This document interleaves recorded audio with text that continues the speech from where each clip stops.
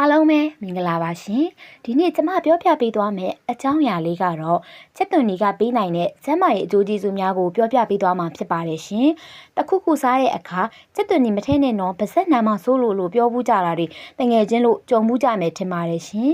တကယ်တော့ချက်သွန်နီကအနက်မွန်ပြီးတော့မချိုက်တဲ့သူတွေရှိပေမဲ့မိဖို့ကြောင့်ထဲမှာတော့မရှိမဖြစ်အရေးပါတဲ့အစားအစာတစ်မျိုးပဲဖြစ်ပါတယ်နော်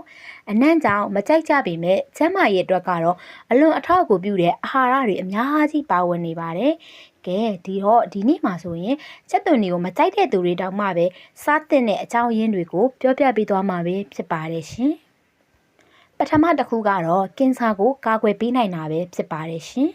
ချက်သွန်နီမှာဓာတ်တိုးဆန့်ကျင်အားနည်းတယ်များစွာပါဝင်ပြီးတော့ဗီတာမင်စီလည်းကျွဲပါပါတယ်။ဒါကြောင့်ခန္ဓာကိုယ်ထဲမှာကင်ဆာဖြစ်စေနိုင်တဲ့အရာတွေကိုဖယ်ရှားပေးနိုင်ပြီးတော့အစာအိမ်ကင်ဆာ၊ဥမာကြီးကင်ဆာ၊ဆီးစိတ်ကင်ဆာတွေဖြစ်နိုင်ခြေကိုလည်းလျှော့ချပေးနိုင်ပါတယ်ရှင်။ဒါအပြင်ကင်ဆာဆဲတွေထပ်မံပွားလာတာကိုလည်းတားဆီးပေးနိုင်ပါတယ်ရှင်။ဒုတိယတစ်ချက်ကတော့နှလုံးကျန်းမာရေးအတွက်ကောင်းမွန်ခြင်းပဲဖြစ်ပါတယ်။ချက်သွန်နီမှာရောင်ရမ်းမှုကိုလျှော့ချပေးနိုင်တဲ့ဓာတ်ပေါင်းတွေများစွာပါဝင်ပါတယ်ရှင်။တွေးတဲ့ကမကောင်းတဲ့ကိုလက်စထရောကိုလျှော့ချပေးပြီးတော့နှလုံးရောဂါဖြစ်နိုင်ခြေကိုလည်းလျှော့ချပေးနိုင်ပါတယ်။ပိုတက်ဆီယမ်ပါဝင်မှုကြောင့်သွေးပေါင်ကိုလည်းထိန်းညှိပေးနိုင်ပြီးတော့နှလုံးကိုကျန်းမာစေပါတယ်ရှင်။တတိယအချက်ကတော့အိပ်စက်မှုကိုကောင်းမွန်စေနိုင်ခြင်းပဲဖြစ်ပါတယ်။ချက်သွန်နီကအုံနောက်သို့တွေးစစ်မှုကိုကောင်းမွန်စေပြီးတော့စိတ်ခံစားမှုကောင်းတဲ့ဟော်မုန်းတွေဖြစ်တဲ့ဒိုပါမင်စီတိုနင်နဲ့အောက်ဆီတိုစင်တို့ထွက်လာအောင်လဲကူညီပေးနိုင်ပါတယ်။ဒါကြောင့်စိတ်ပျော်ရွှင်မှုတိုးလာပြီးတော့အိပ်စက်မှုလည်းပုံမကောင်းမွန်လာနိုင်ပါတယ်ရှင်။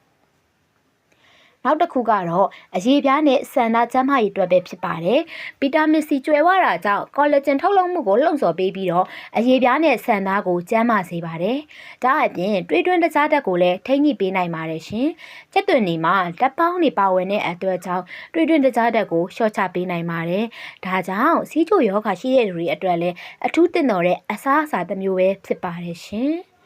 နောက်ဆုံးအနေနဲ့ပြောပြခြင်းတဲ့အချက်လေးကတော့အစာချေစနစ်ကိုကျန်းမာစေခြင်းပဲဖြစ်ပါတယ်ရှင်။ချက်သွန်နီမှာအမြင့်တက်နဲ့ဦးလန်းချောင်းအတွက်ကောင်းတဲ့ဘက်တီးရီးယားအာဟာရတွေပါဝင်ပါတယ်။ဒါကြောင့်အစာချေစနစ်ကိုကောင်းမွန်စေပြီးတော့ကိုယ်ခံအားကိုလည်းမြင့်တင်ပေးနိုင်ပါတယ်ရှင်။ဒါကြောင့်ချက်သွန်နီကအနံ့ရှိပေမဲ့ကျန်းမာရေးအတွက်တော့အရန်ကိုအကျိုးကျေးဇူးများတဲ့အစာတစ်မျိုးဖြစ်ပါတယ်နော်။မကြိုက်တဲ့သူတွေတောင်မှနည်းနည်းစီဖြစ်စားပေးသင့်ပါတယ်။တငယ်ချင်းတို့လည်းချက်သွန်နီကိုမကြိုက်ဘူးဆိုရင်တောင်မှနည်းနည်းလေးအောက်တော့ဖြစ်စားကြည့်ပါလို့အကြံပေးချင်ပါတယ်နော်ဒီလိုအကျိုးကျေးဇူးများတဲ့ကျန်းမာရေးနဲ့ပတ်သက်တဲ့ဗဟုသုတတွေကိုသိနိုင်မှုကျမရဲ့ channel လေးကိုလည်း subscribe လေးလုပ်ပေးခဲ့ကြဖို့တကယ်ချင်းတွေအားလုံးကိုမေတ္တာရက်ခံအပ်ပါတယ်ရှင်